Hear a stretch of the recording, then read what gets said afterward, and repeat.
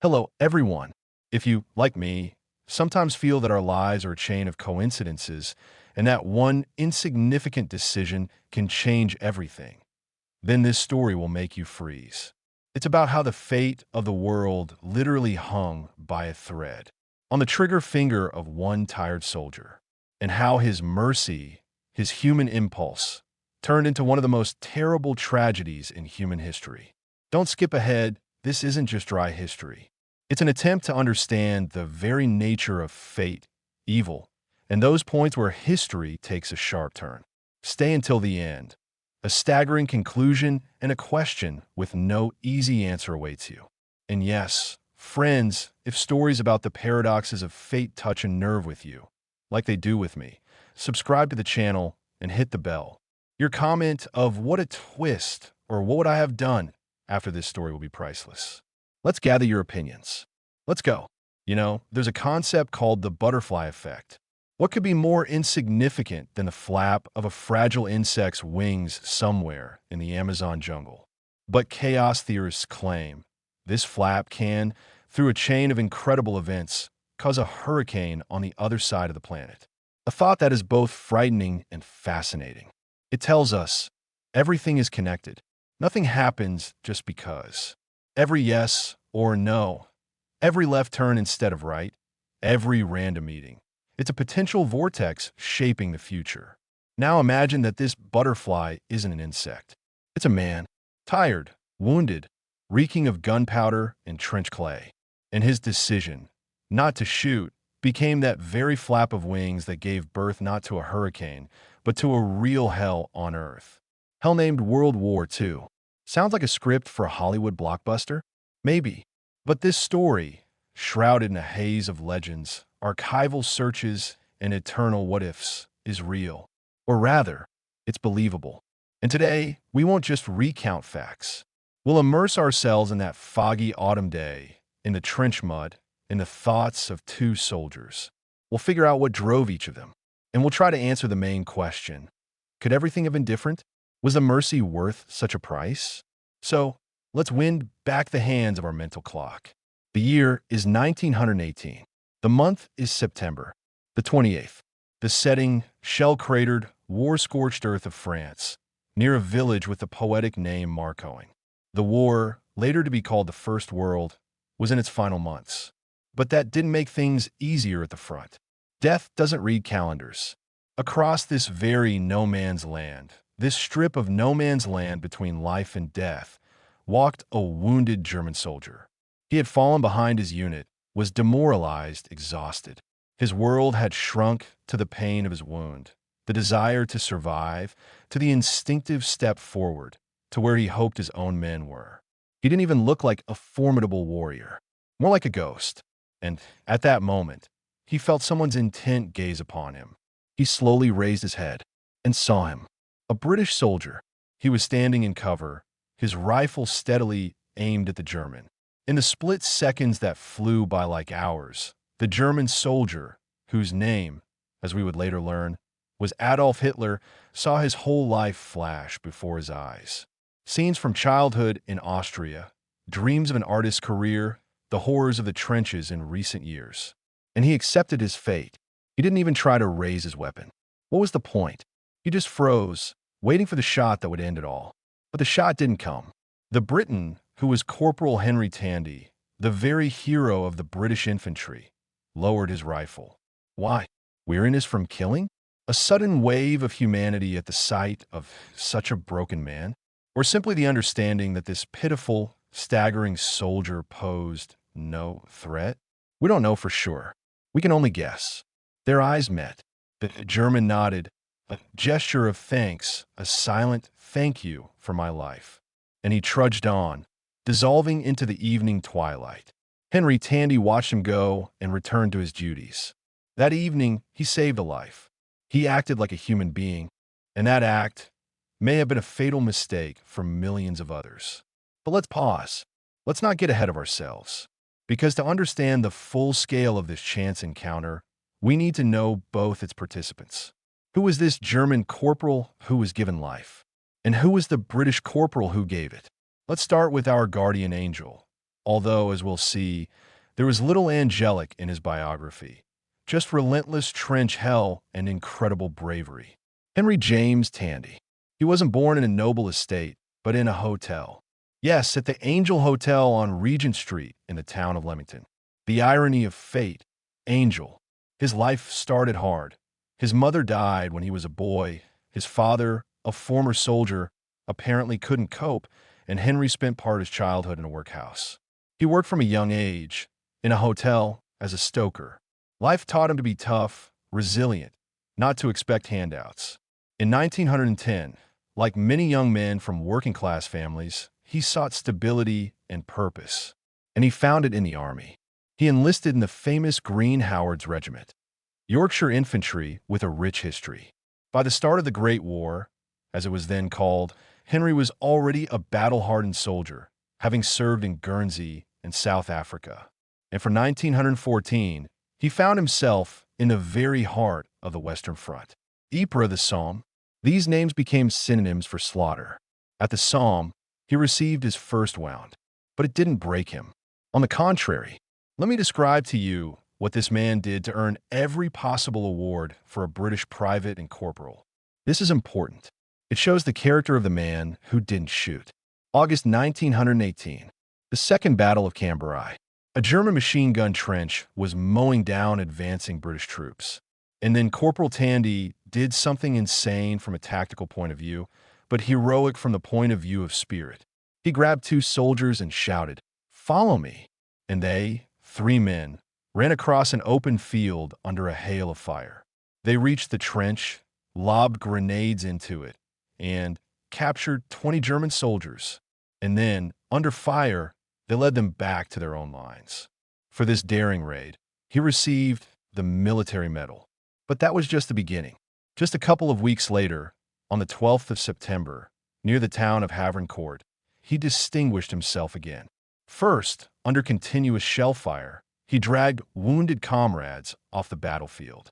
And then, without giving himself a break, he again led an assault group against an enemy trench and again returned with prisoners.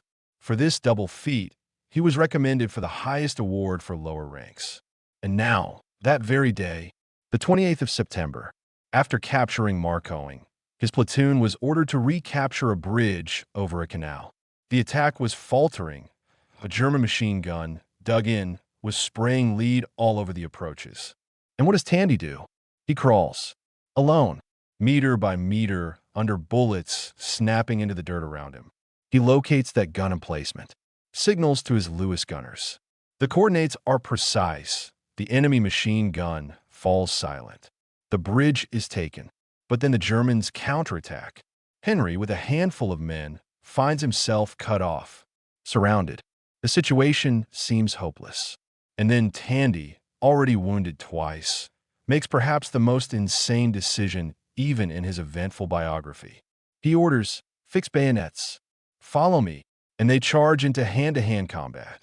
Imagine this scene. A handful of exhausted British soldiers with a yell charge at superior German forces and rout them. 37 German soldiers surrender to this bunch of heroes. And Henry, bleeding, refuses to go to the hospital until the operation is complete. For this incredible, almost mythical feat, he was awarded the highest military honor of the British Empire, the Victoria Cross. The citation stated that his courage, initiative, and utter disregard for danger set an example to the whole battalion. There he is, the portrait of our angel. Not a saint, no. A professional soldier, a scoundrel in a good way, a man of iron will and reckless courage, a man used to winning, a man unafraid of death, but also a man who, that evening, seeing a helpless enemy, chose not to kill. Perhaps this was the highest act of superiority, to overcome the killer's instinct. He gave a chance. He showed the mercy so valued in Christian culture. He was a knight in the trench hell. And now, let's look at the one to whom he gave that chance. Adolf Hitler.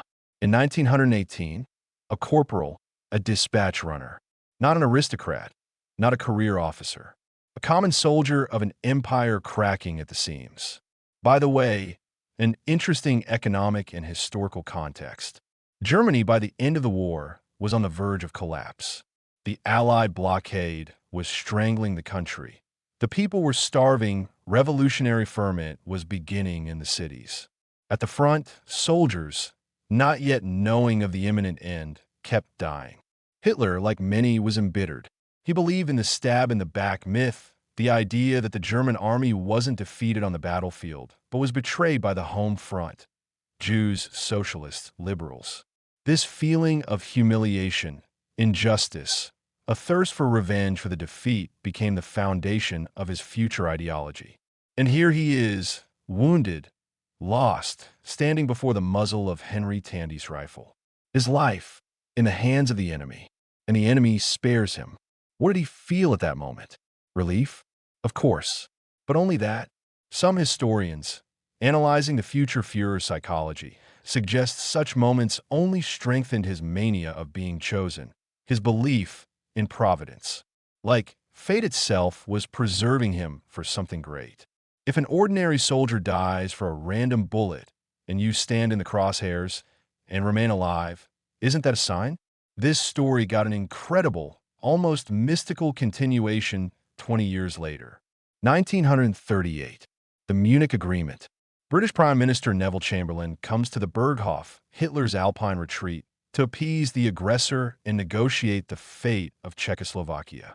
And in the Führer's study, according to legend, Chamberlain sees a reproduction of a painting. On it, a British soldier carrying a wounded man from the battlefield. The style of the Italian artist Fortunino Mantegna. Chamberlain, aware of the military glory of his compatriots, perhaps out of politeness, asked about the painting. And Hitler, pointing at the British soldier, allegedly said, "That man came so close to killing me that I thought I would never see Germany again. Providence saved me from that devilishly accurate English fire." Then he added that he had once clipped a newspaper article about the award of this soldier, Henry Tandey, the Victoria Cross, and even asked Chamberlain to convey his best wishes to him. Astonishing, isn't it? The world is hurtling towards a new war. Leaders are deciding the fates of nations, and in one of their offices hangs a portrait of the man who could have prevented it all. The irony of fate taken to the absurd. And what about our hero? Henry Tandey lived to see that very war started by the man he spared. 1940, London under the bombs of the Luftwaffe. Tandey, no longer young, looks at the ruins, at the people's grief, and, according to a journalist's account, says words that make the heart clench. "If only I had known what he would turn out to be. When I saw all the people, women and children, he killed and maimed, I asked the Lord God for forgiveness for letting him go." Imagine his feelings, the burden of guilt that fell on the old soldier's shoulders. He wasn't to blame, of course. He acted according to his conscience. But reason says something else. You could have stopped it. One finger, one movement, and tens of millions would be alive. It's an unbearable burden. After the war, he served in the police for almost 40 years, became a sergeant. He died in 1977 at the age of 86. He had no children. A memorial plaque remains at the Angel Hotel in his old school. In this story, but here's a question that haunts historians and all of us. Did this meeting actually happen? Here we enter the zone of historical detective intrigue. Skeptics rightly point out inconsistencies.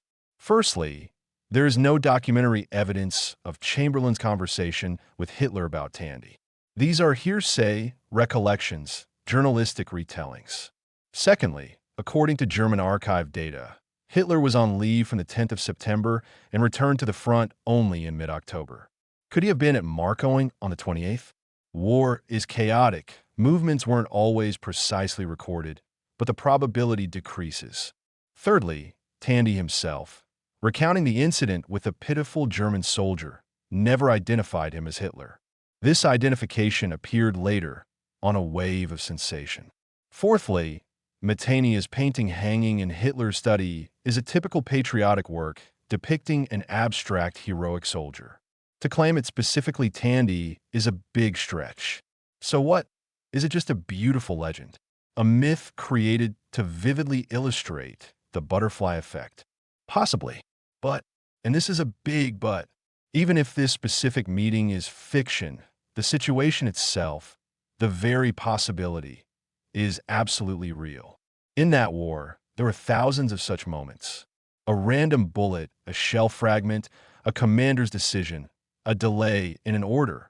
All this shaped the future. Hitler really did serve on the Western Front. He really could get into trouble. Tandey really was where the fighting was. Their paths could have crossed, and a revolver bullet or a bayonet could have changed the course of history. This is the main power of this story.